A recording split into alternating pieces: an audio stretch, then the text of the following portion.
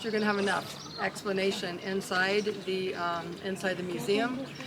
Couple of things though, we have modern holidays and we also have ancient holidays that we, as Jewish people keep.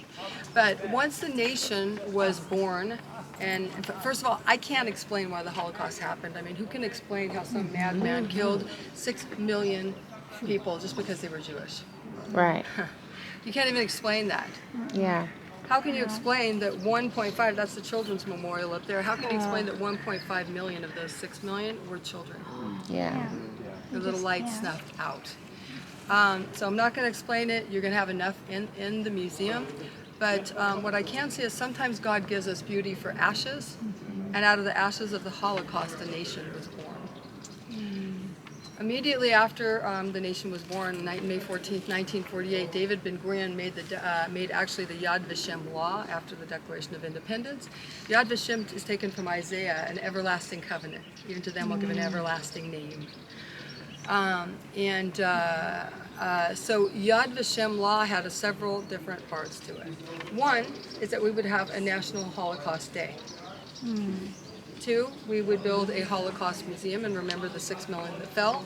Inside the museum is just outside the museum up above is the Eternal Flame, which is the official tomb of the 6 million. They didn't even have a tomb. So the official tomb is here at Yad Vashem. And the third part of Yad Vashem law was to make a Holocaust memorial research center. And so there's some crazy people out there that say the Holocaust didn't happen. We have over 1 million and more documents documenting the Holocaust happened. And an important thing to do is actually record these stories of the survivors, because it's so first of all, it's valuable for us, and second of all, they have to get that out. Steven Spielberg does a lot of that too. My children's great-grandparents, both grandmothers, lost everyone in the Holocaust. They were killed in the Holocaust. Just the grandmothers arrived to the country, one from Romania and one from Poland. The Polish great-grandmother never told anyone her story except for me. Wow. I mean, what a tragedy. Yeah. And so it's very important for them to get their stories out, for us too. And so we have a research center here at Yad Vashem. And the final part, the final 2 parts of the Yad Vashem law is that we would hunt down and bring to justice Nazi war criminals. Adolf Eichmann was the only one that got the death penalty in the state of Israel for killing so many people in the Holocaust. As well as the Holocaust Memorial Day. Now, Holocaust Memorial Day starts in May. We are not according to the Gregorian calendar. We are according to the lunar calendar, so it's sometime in May it's going to fall. When Holocaust Memorial Day starts, our holidays all start in the evening. So when the sun goes down, we begin our Holocaust Memorial Day.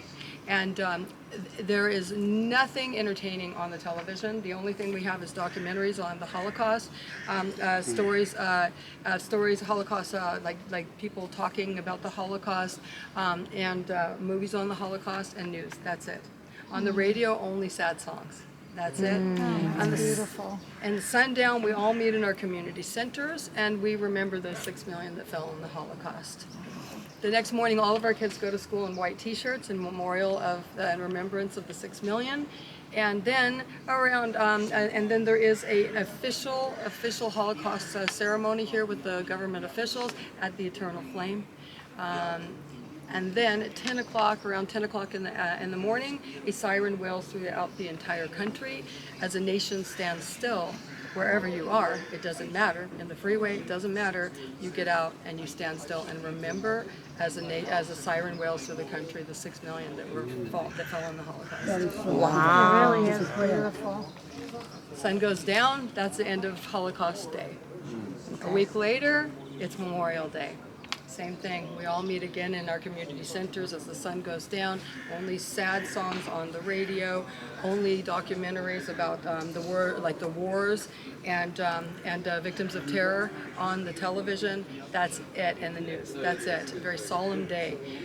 We all meet in our community centers that evening, and a siren wails, and we stand and remember all of those soldiers, all of the people that gave their lives and victims of terror, that we could live in a land free. Wow. That God promised us. The next morning, same thing, kids go to school in white T-shirts in memory of all those that fell.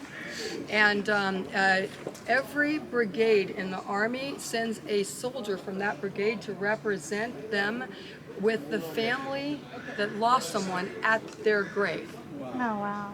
That's amazing. And then a lot of people will come and visit the official Mount Herzl is just beyond here, which is our official military cemetery. A lot of people will come and pay tribute.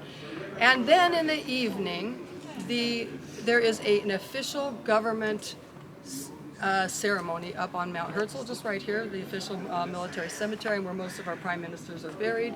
So they have this official ceremony, and all of the soldiers start, there's music and obviously speeches, and then the soldiers are marching in formation and memory.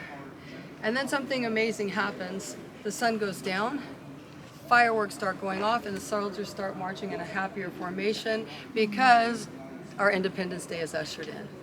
Nice. See, we can't celebrate our independence until we remember the 6 million that fell in the Holocaust, and we remember those that died in the wars so that we could live in the land that God promised us, and victims of terrorism.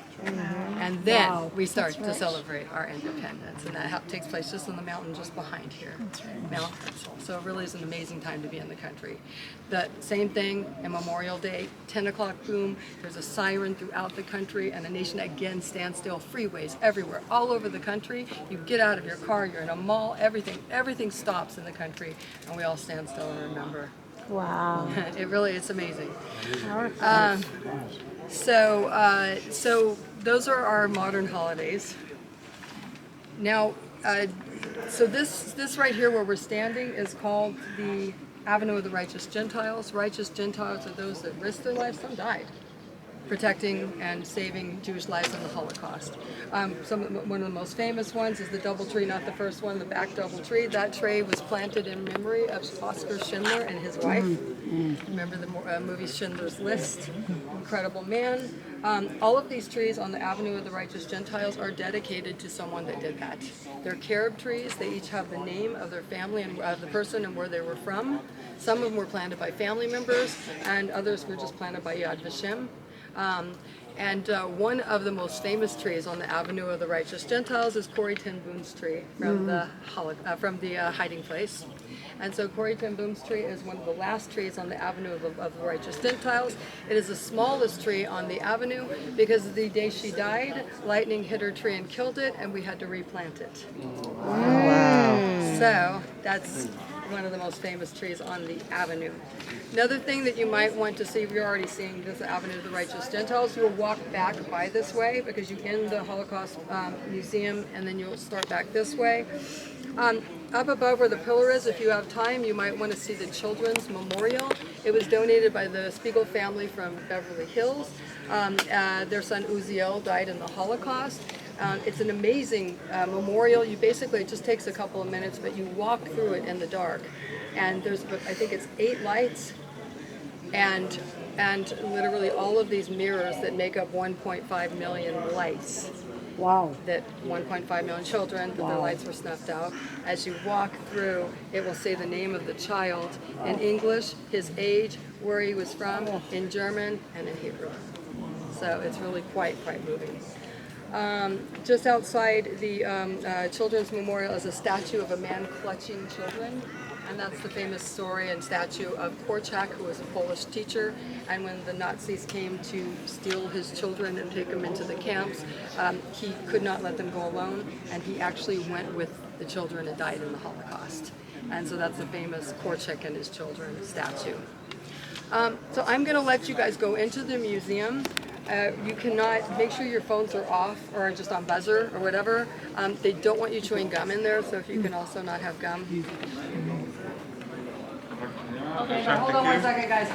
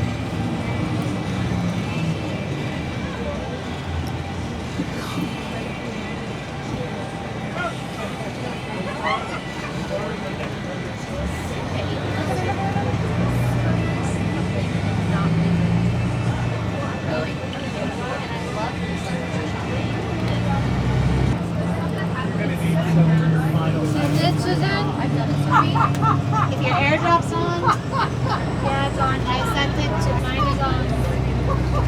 Yes,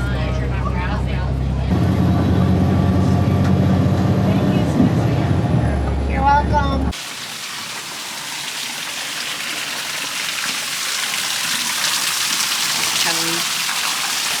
This is where we're having dinner. Just want to show you guys the spot real quick. This is the name of the restaurant. So if you speak Hebrew, you'll be able to read what it is. Having our last supper. This is called the Last Supper.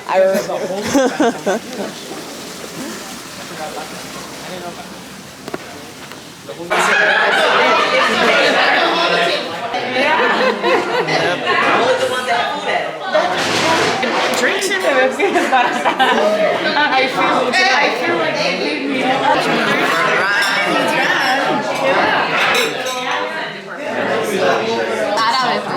This is what my dad cooked. Ah, no, yo estoy para tu casa. Like, we literally cooked this. I married for money and Barb married for looks, and we were both wrong. That's probably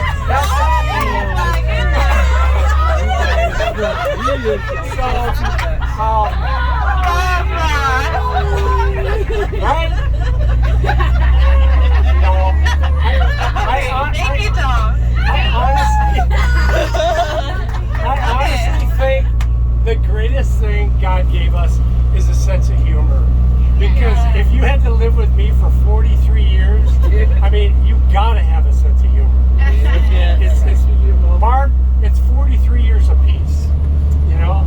But Barb, something I learned about Barb, and I think most women, you cannot outgive a woman. You can't. And Barb has been there for me. My 8 months in the ICU at Mayo Clinic when I got my heart and kidney transplant, she was there all the time. At Mayo, they called me the puppy dog because when she would drive down, I could only walk a certain way because I had Swan-Ganz catheter in my jugular, and they called me the puppy dog. So I would sit at the end of the wing and wait for Barb to show up on the weekends. You know? So yeah, I don't know. God has been so good. We've been through so many trials, but we've been so blessed with our family and our love. So anyway, sense of humor. One more. Are you still recording? Okay. I want to do a theological backup to my fellow pastor. Come on. The old sign of marriage is the physical relationship of the one flesh bond symbolized in the becoming one. So renew that covenant regularly. There you go. Yeah. That's sweet. That's cute. Through each and every one of your guys' relationships, all the kindness that you guys displayed, the love, like, I think my favorite moments of this. Very rare where they ask you anything else, but again, just yes, no, very short answers, and that's it. You're done. You check in, and then you walk through. You go to passport control. Israel, the Jews throughout the centuries never said goodbye. They prayed next year in Jerusalem, and so next year in Jerusalem, I really hope you guys can all come back. If not, you have a sister and family here in Israel. God bless you, and thank you for coming to Israel. Nothing speaks more to the Israelis than you being here and walking in our land. We're going home, back to America. It has been a long day and fast paced. So right now I'm waiting in line. And this is like my only time to vlog, so I'm vlogging. But I'll see you guys in a bit.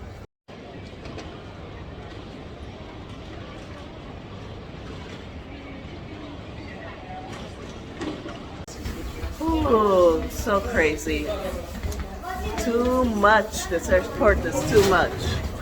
Once again, from all of us here in America, we thank you. Wish you a very pleasant and safe flight. And at this time, boarding is completed. By the time, please prepare the cabin for departure. Thank you. רבותיי ורבותיי בשם אמריקן, צוות האוויר בסיס ניו יורק, רוצים לברך אתכם, נקדם אתכם בברכה לטיסה מספר 145, בואינג 777-200 לנמל התעופה ג'ון אף קנדי.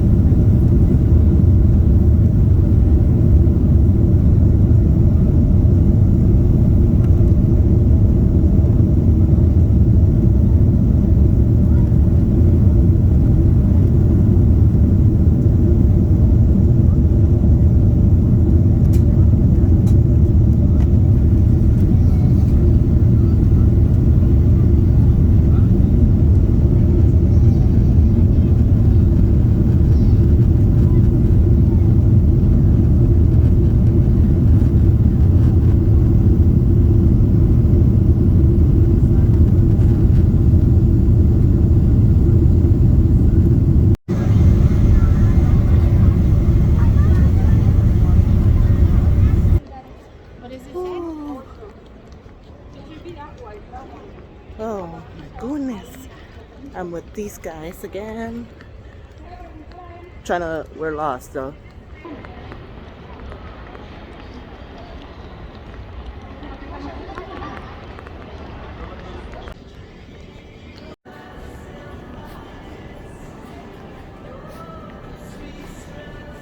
We're in New York City. So here we go again. Got my boarding pass. Now I go. San Francisco, here I come. This looks familiar. Except I was walking this side when I went to Israel. Now I'm coming back from Israel, walking the opposite direction. Seems like it's just yesterday, but it's not. This was 2 weeks ago or something. Oh yeah, and I lost my group. They're all traveling to Florida anyway, and I'm the only one that's not going that way. I'm going to California. So I made it to my gate. I haven't seen my friends ever since I separated with them, so I just lost them because I needed my boarding pass. And they just kept walking to the security gate, so it was all good. I know we'll meet up again someday. At least I hope so. Honestly, that's what I want in a godly community, is to be able to make some godly friends, but also to actually keep up with them and visit each other every once in a while, you know? Stay connected. I'm not sure what airline they're taking, but I know they're all going to Florida. But unfortunately, I'm going to California, so that's like the opposite direction. But I was hoping to see them again, but I will someday. I love Florida, so I need to go there again anyway. Airlines flight 1327 with service to Cancun, Mexico. Flight Cancun. 1327.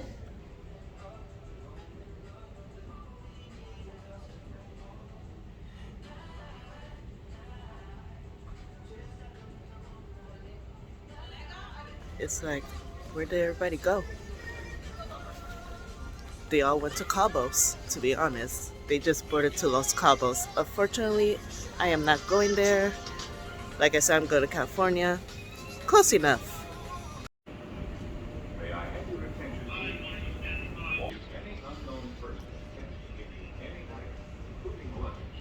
There's people now. So now we're boarding to San Francisco.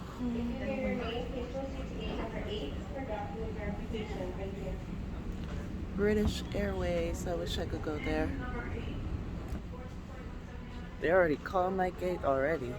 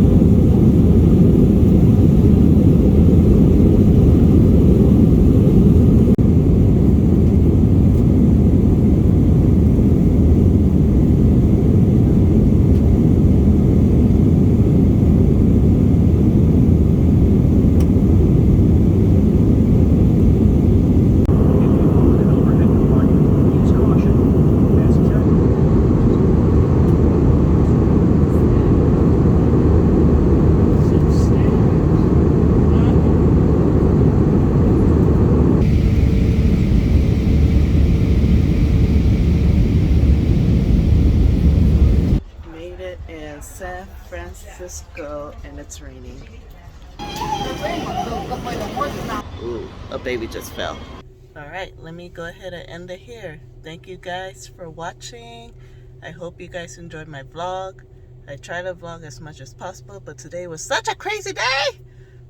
I made it home. All this traveling was such a headache. It was so tiring, but I'm just so happy, and I thank God for His glory. Thank God for making things happen the way it's supposed to. I was able to bring all the spices I bought from Israel. I don't have to throw nothing away, and yeah, I'm just happy to be able to not miss any flights.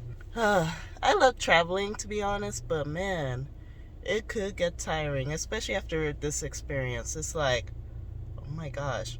Like, I love to be at the destination. I just hate the process of getting there and coming back from there. That's literally it. But other than that, thank you guys for watching. I hope you guys enjoy my vlogs, basically. And dang it, I lost my sunglasses on the plane. I think I left it there, so oh well. Well, I'll see you guys next time. Let me go ahead and drive home through this traffic. Okay, peace out.